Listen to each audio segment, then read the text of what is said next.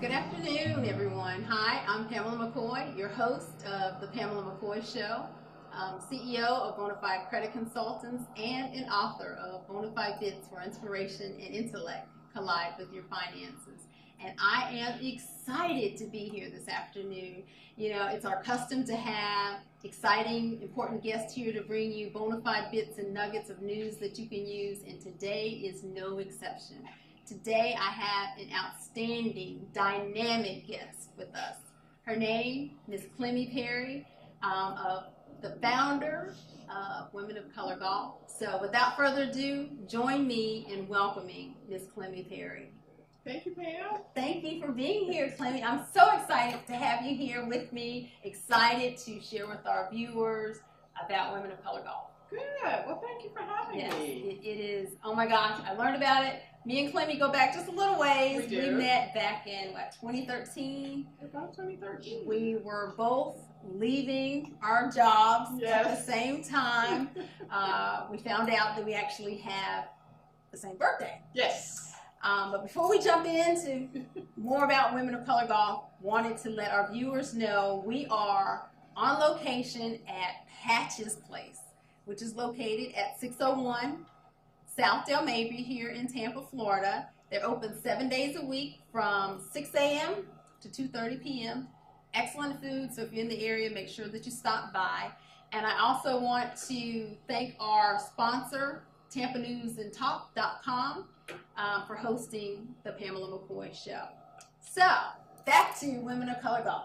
Okay. Tell me a little bit about your background before Women of Color Golf. Okay, well, sure, Pam. My background before Women of Color Golf, I was a corporate executive at actually 2 Fortune 500 companies.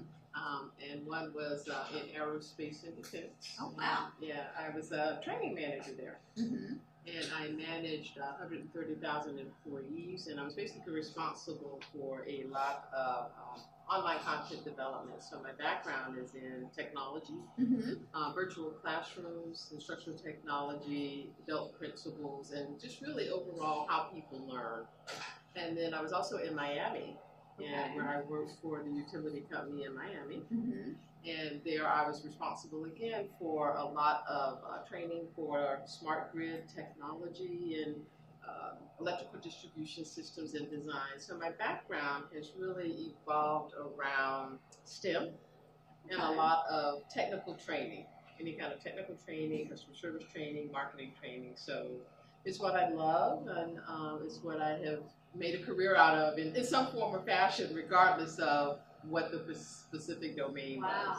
And it's so ironic that, unbeknownst to you, I'm sure, as you were on that journey of training and the technology piece, and one could say that golf is technical, you know, not technical and technology, STEM kind of aspect, but to some degree. You know, when you think about the building of the clubs and the angles and all of that goes into that, though you're not building the clubs. But certainly from the training perspective. Absolutely. You know, whether it was the virtual training, the hands-on training, but creating the curriculum and really kind of getting in the mindset of how people learn differently and how you need to structure the training so that everyone can, at their own perspective, reading this material, get the same conclusion out of reading that. You know, so I find that interesting that would be your background pre-Women of Color Golf. Did you not know that? You know, it's divine intervention. It's divine how he just kind of prepares us for things. So that's very interesting that would be your background. It is my background. I thought you knew that. Well, a little bit. A little bit, but not how it all kind of comes full circle. Leading you on this path to your destiny.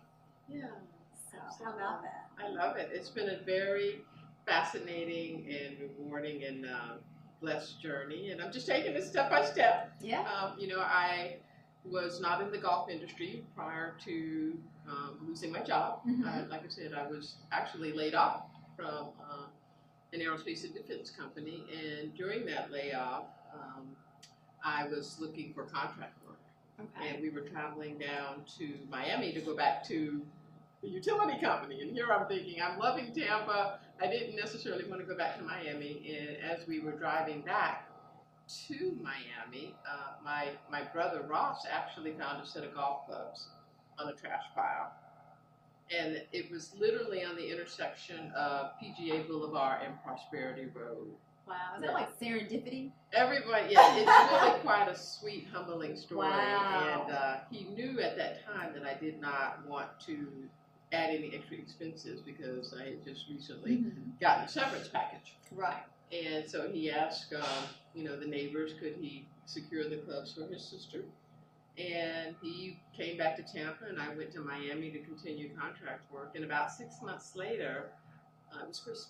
So I asked my oldest brother to buy me golf lessons. I didn't want a Christmas present. I really wanted to learn to play golf. And once he bought the golf lessons, another 6 months passed, and I realized that I loved it. And I was looking down the golf course and looking down the fairway, and I realized that I had to make a difference for the women and girls behind me. So I used my severance package to actually start the foundation and the capital that I needed to start Women of Color Golf.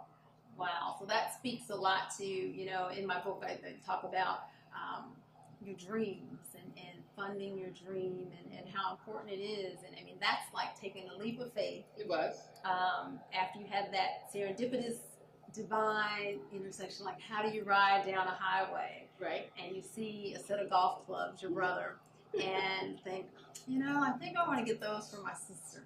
That's like a random thought. So it's not random because well, he knew I had an interest in playing. Right. But it was just, then I had the layoff, so I couldn't afford to buy the clubs or what I needed to do it. But he just was adamant that this is something that you need to learn how to do. So the story it's just really about a lot of love. I mean, that's really kind of what comes out of it, because it was because of both of my brothers. I was at a point where, things were very tight, and I had only the severance package. Right. And so I couldn't afford the clubs, and I couldn't afford lessons, so they both supported me in that venture. Then out of that love, then you poured into love of this dream to help others behind you. So I think. Well, I knew that I could see it was necessary, because after I started playing, I saw all of the intrinsic values of golf. And I realized that, wow, it was more than just about swinging a set of golf clubs. And that it was necessary for me to, I can remember being on the fairway, and I literally saw the dream. I saw other women coming, because I thought, well, in a few months, this is going to get pretty lonely. Who am I going to play with? Right. Because I had, I was new, and everyone else that I knew was far more advanced. Right. And so as a new player, I just kind of started looking at, from a training perspective, I had to use the skills that I had to figure out, well, how would you bring a minority woman, and then in particularly, women in general, into the game differently. Right. Because what I realized, Pam, is that the way we work in the world as women, I mean, we typically, when we grow up, we do things together, we're in groups, we're in pairs, we like structure. Right. We want to know what's going to happen to us.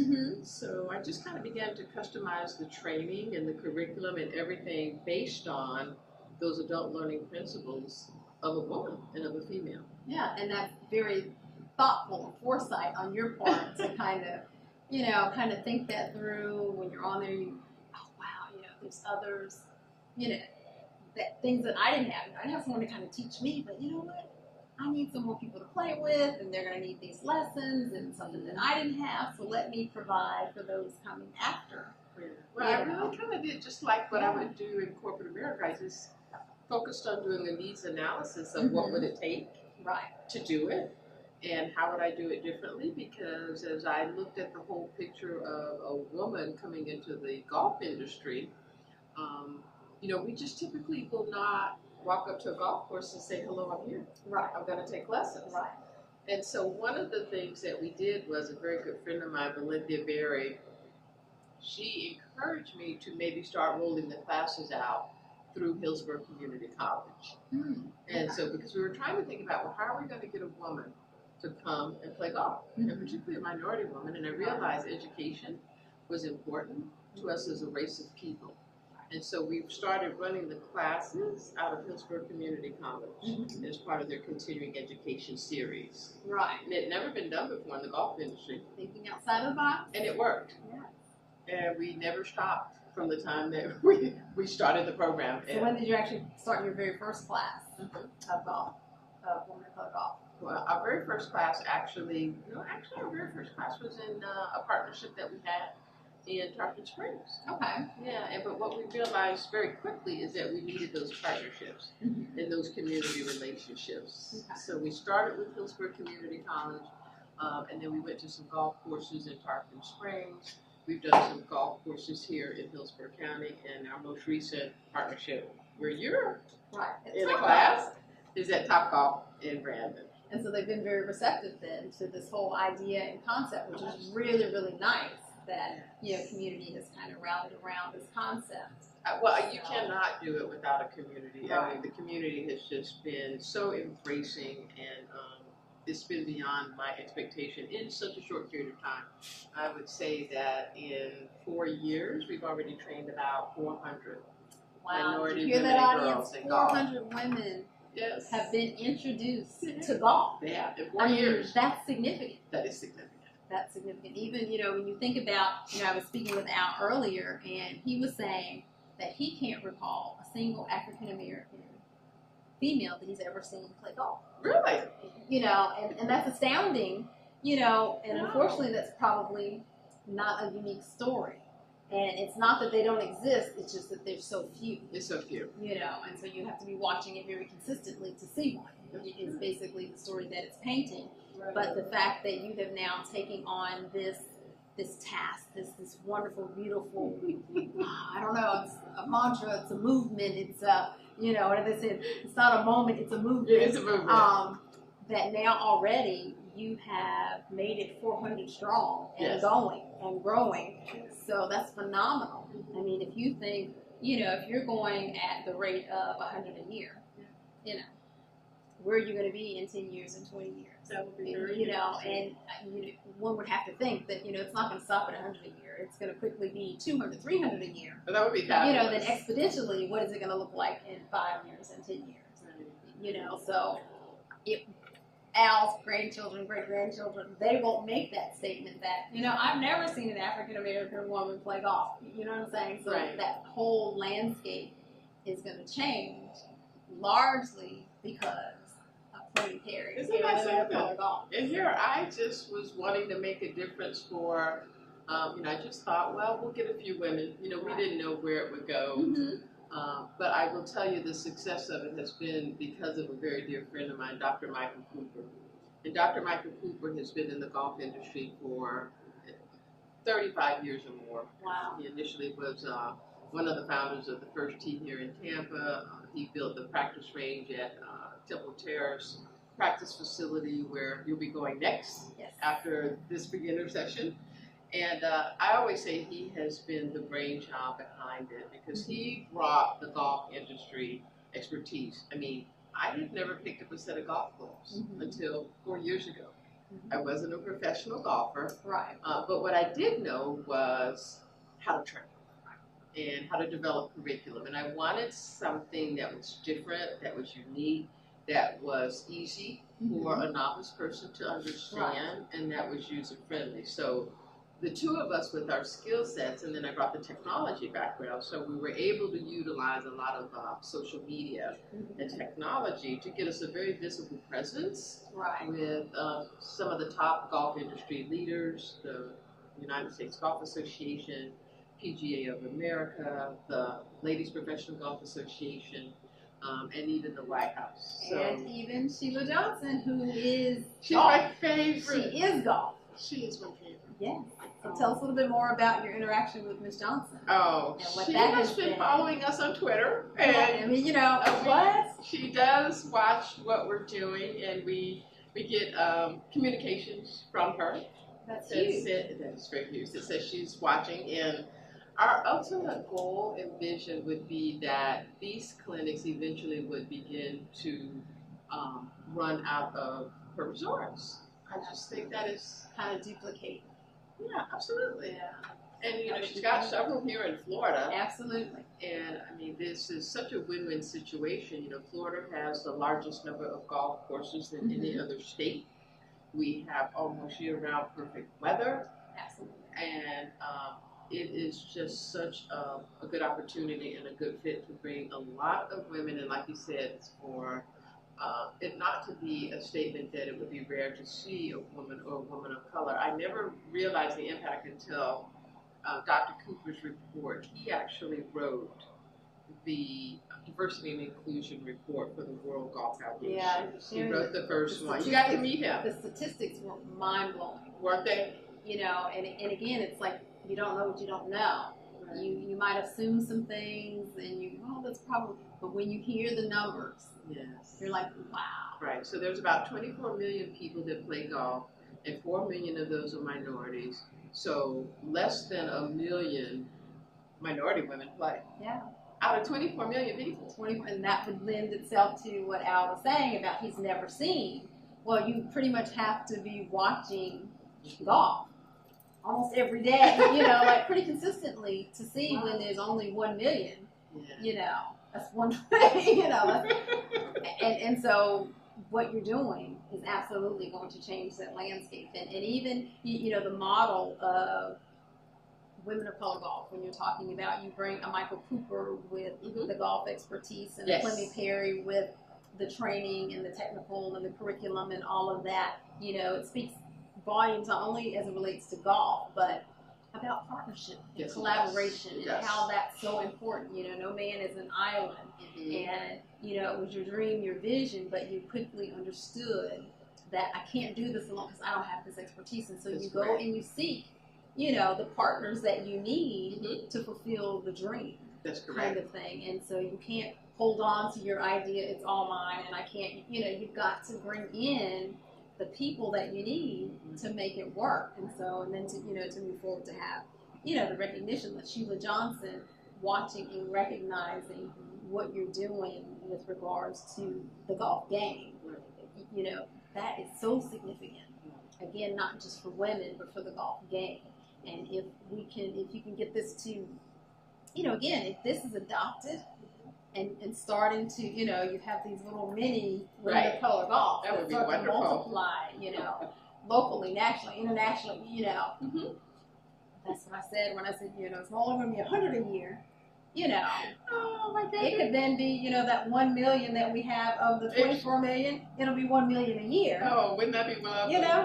I like to dream big. I like to dream big. I know you do. We Sagittarius.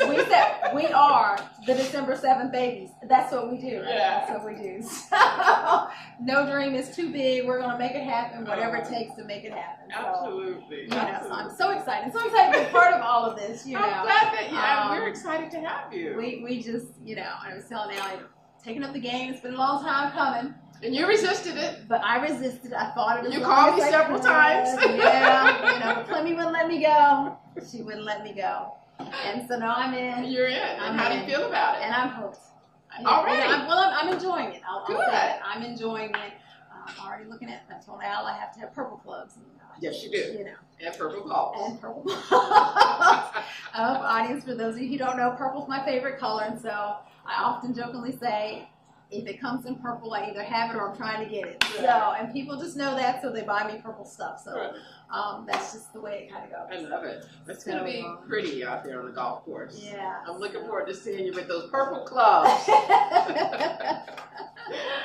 So we talked a little bit about the background and how women of color golf came to be and some of the future goals and all of that.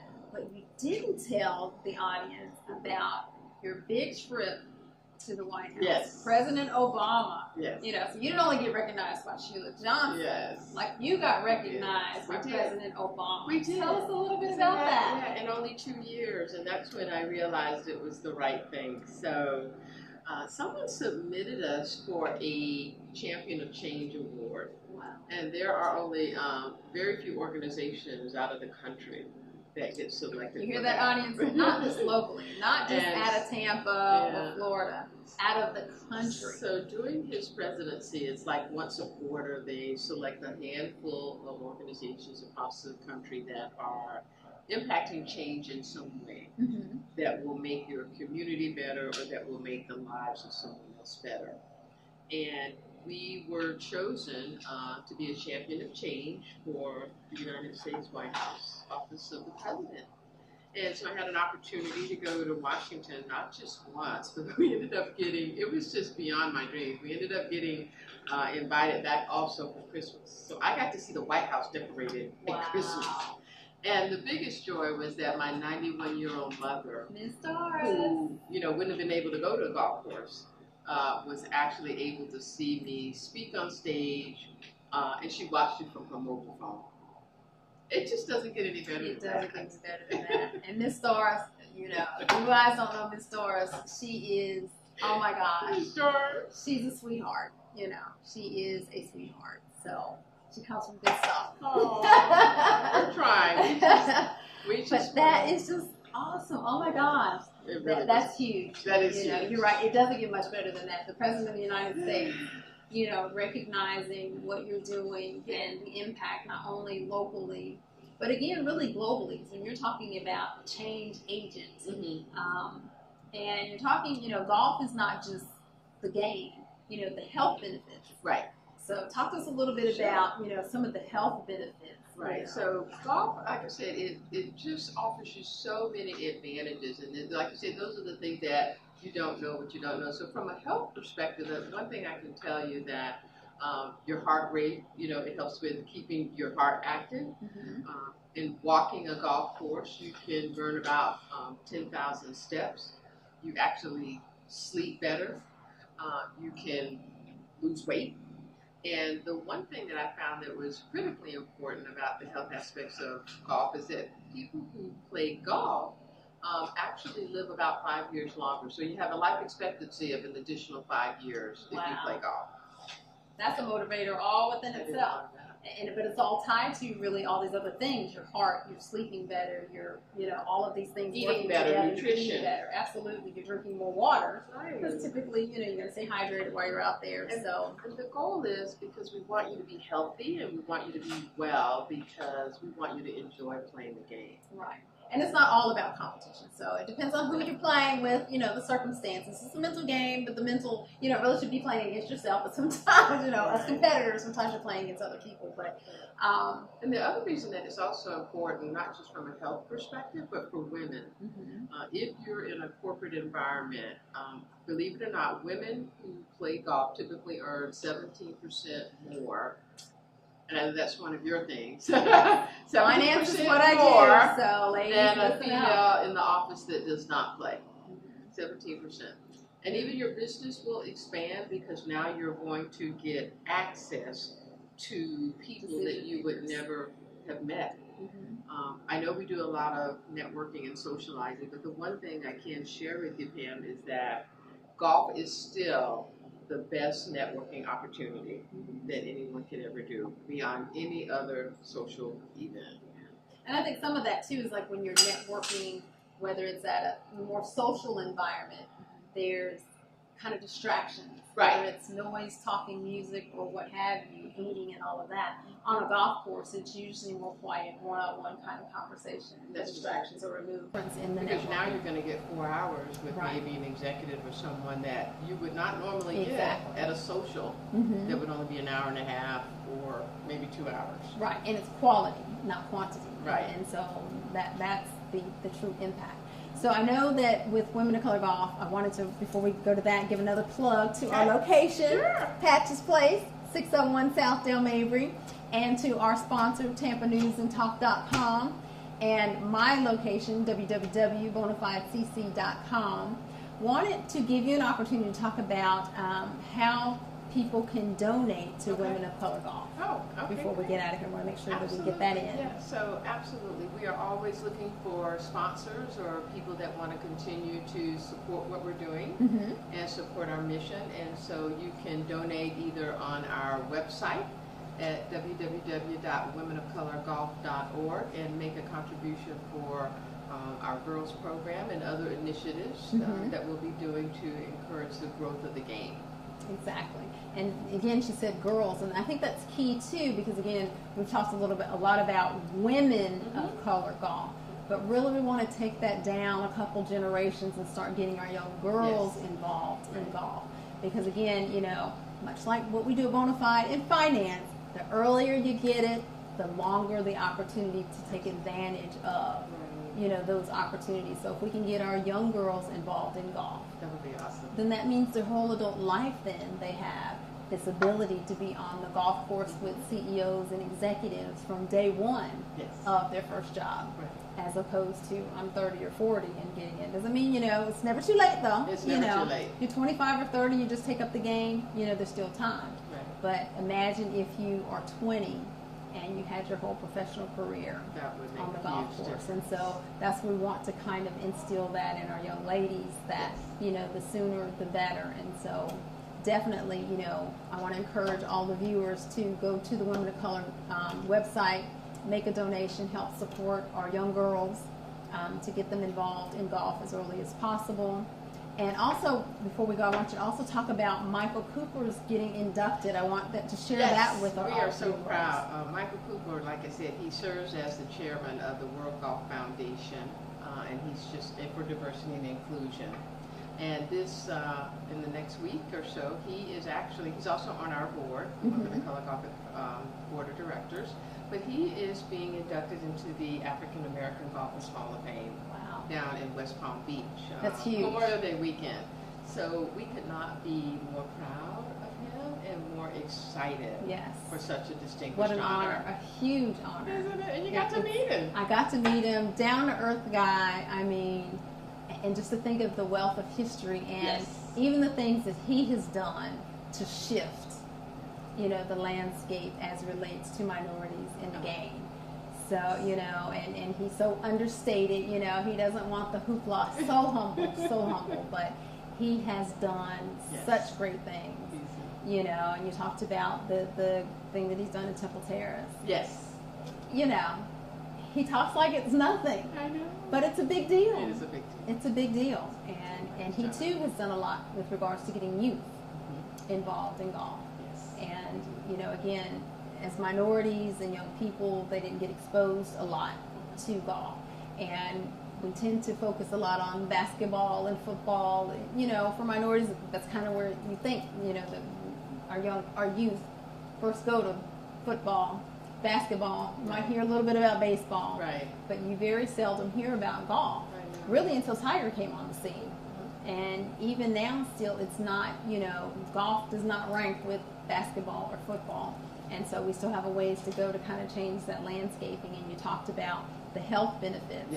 And golf compared to the injuries that you would receive in some of these other sports, i.e. football, concussions, and all of that, you know, life expectancy and all, you know, golf is much safer.